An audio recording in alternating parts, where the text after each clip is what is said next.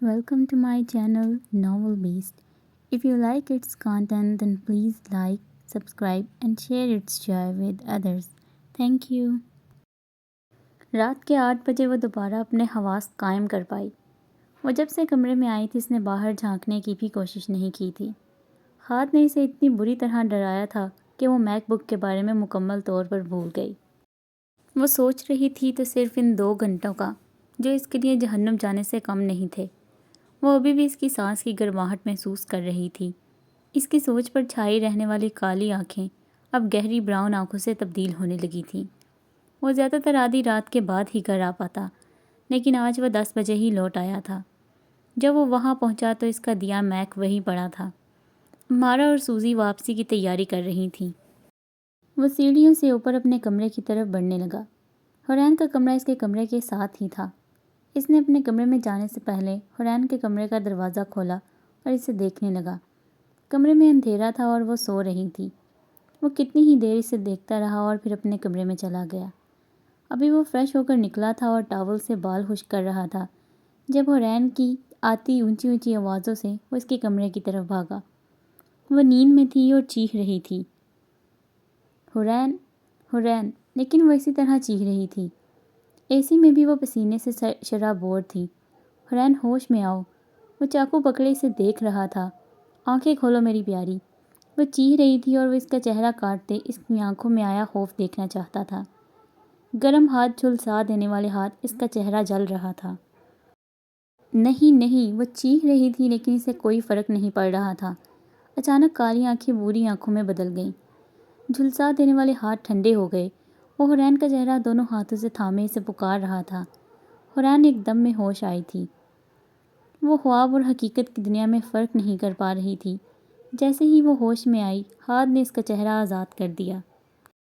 जब इसने इसे आज़ाद किया तो वो मुकम्मल होश में आई थी और इसको खुद पर झुका देखकर बौखला गई। हाथ फ़ौरन इससे दूर हुआ। तो नींद में अपना मासी देख रही थी। हाथ ने इसे ये नहीं कहा था कि वो बुरा ख्वाब देख रही थी। वो दोनों जानते थे कि क्या हुआ था।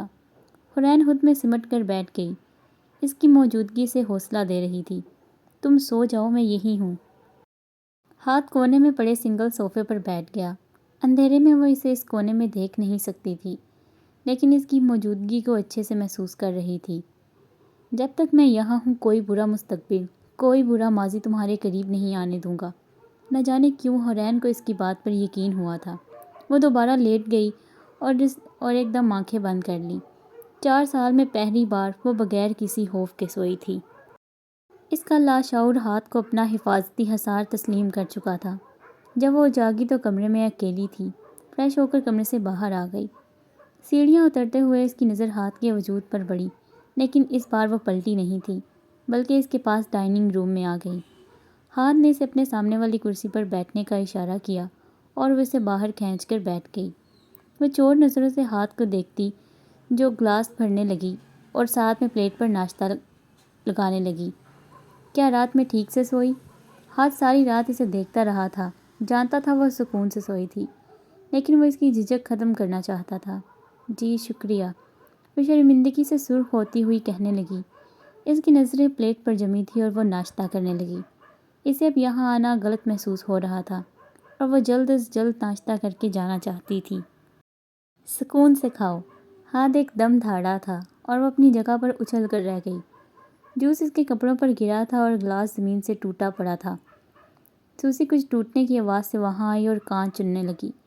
हुरैन नैपकिन से कपड़े साफ़ करती जाने लगी, जब हाथ के तेवर देखकर फिर धीरे से बैठ गई और अब की बार आराम आराम से खाने लगी।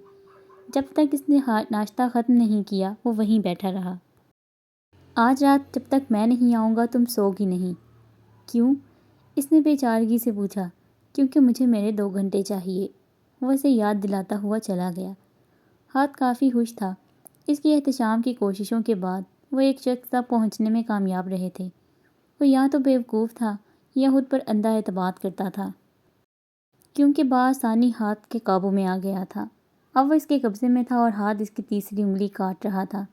दर्द की शिद्दत से वो चीख रहा था, मैं कुछ नहीं जानता, मुझे छोड़ दो। इसकी कोई भी फरियाद हाथ तक नहीं पहुंची थी।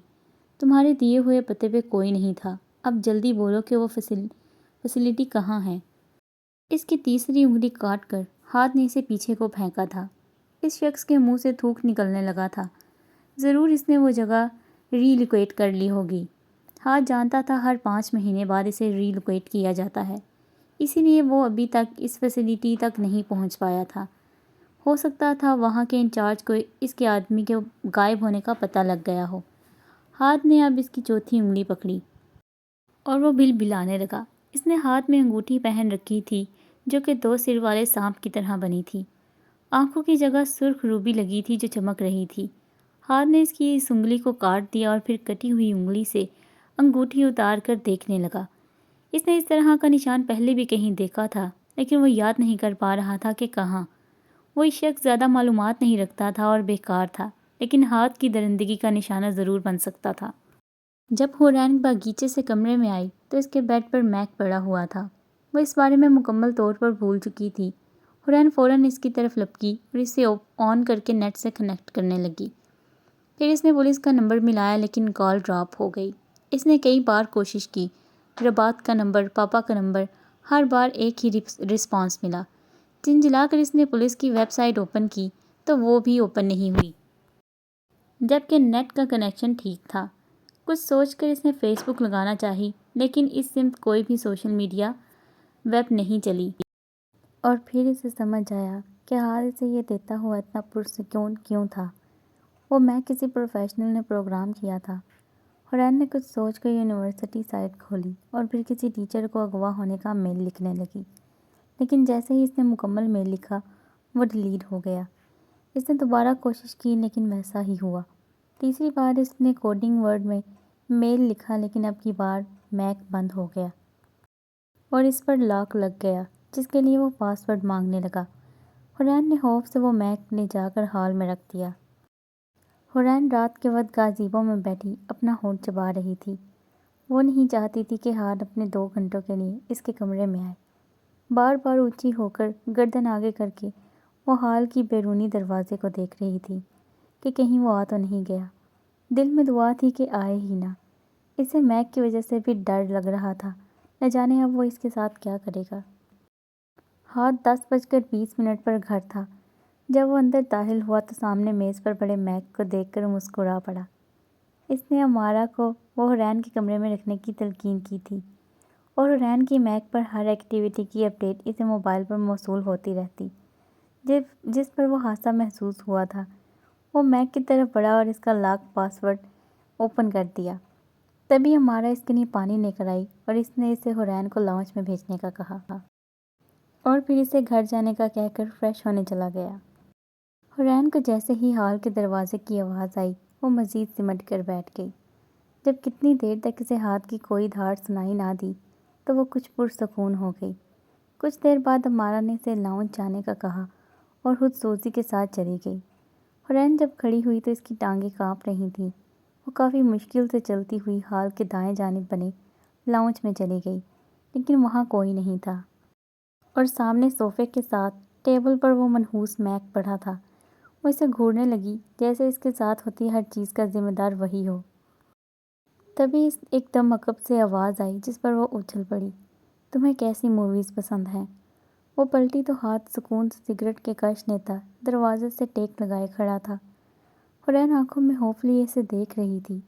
اس نے بہت چیزیں توقع کی تھی پر یہ تو اس کی توقع کے خلاف تھا۔ اس نے اپنے ہونٹوں کو تر کیا اور پھر اسے فوراً جواب دیا، ڈراؤنی، ڈراؤنی۔ وہ استہزائیہ مسکرا کر اس کے قریب سے ہوتا صوفے پر بیٹھ گیا۔ ہورین وہیں کھڑی سے دیکھ رہی تھی، لیکن پھر نظریں جھکا لیں۔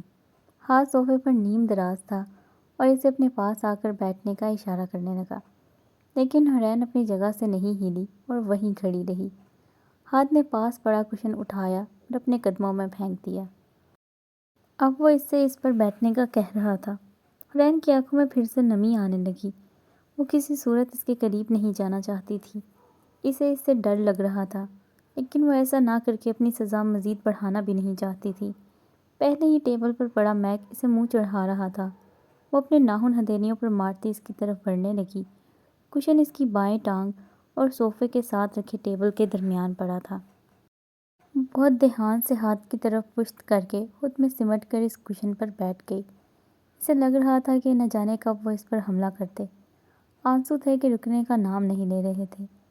رات کی خاموشی میں اس کی اتل پتل سانسیں گونج رہی تھیں۔ ہاتھ نے ریموٹ سے سامنے دیوار پر لگی بڑی اسکرین کو سٹارٹ کیا۔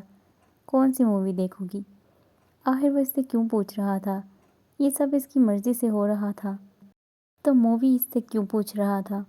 حورین نے کن آنکھوں سے ساتھ ٹیبل پر پڑا میک دیکھا اور غصے سے کہنے لگی، drag me to the hell. ہاتھ اس کی غصہ دکھانے کی ادا پر مسکرا اٹھا۔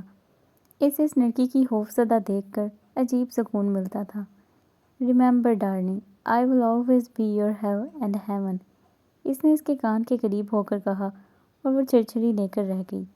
اس کی قربت اسے باقیوں کی طرح خوفزدہ نہیں کرتی تھی، بلکہ وہ اس سے دہشت زدہ رہتی تھی۔ کچھ دیر بعد وہ مووی اسکرین پر چل رہی تھی، پر دونوں اسے نہیں دیکھ رہے تھے۔ ہاتھ کی نظر مسلسل حورین پر تھی اور حورین اس کی نظروں کی تپش خود پر محسوس کر کے مزید بوکھلا رہی تھی۔ وہ کبھی میک کو دیکھتی، کبھی اس کی بائیں طرف مسلسل ہلتی ٹانگ کو۔ اس کی نظریں مسلسل ان دونوں چیزوں کے درمیان فاصلہ طے کر رہی تھیں۔ فلم میں موجود اداکاروں کی آوازوں کے علاوہ وہاں اور کوئی آواز نہیں تھی۔ جب فلم آدھی گزر گئی تو وہ کچھ اور پرسکون ہونے لگی اور مووی انجوائے کرنے لگی۔ اچانک اسے اپنے کچھ بالوں پر دباؤ محسوس ہوا اور وہ دوبارہ اکڑ کر بیٹھ گئی۔ ہاتھ نے اس کے خوبصورت بالوں کی لٹ کو کب سے تھام رکھا تھا اور اب اس نے انہیں ہلکا سا کھینچا تھا۔ تم نے آج سارا دن کیا کیا؟ وہ کتنے آرام سے پوچھ رہا تھا۔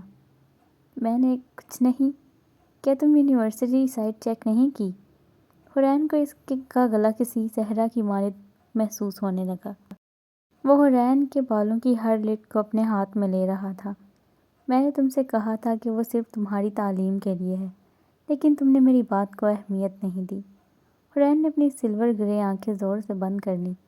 وہ اب اس کے بالوں کو اپنے ہاتھ کے گرد لپیٹ رہا تھا۔ مجھے پسند نہیں کوئی میری بات کو اہمیت نہ دے۔ اپنی بات کہنے کے بعد اس نے اس کے سر کو زور سے پیچھے کی طرف کھینچا تھا۔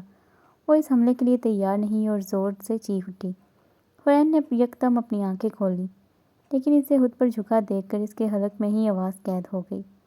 اس کی گردن پچھلی طرف مڑی ہوئی تھی، بال اس کے ہاتھوں کے گرد لپٹے ہوئے تھے اور اس کا سر صوفے کی سیٹ چھو رہا تھا۔ وہ اس پر مزید جھکنے لگا۔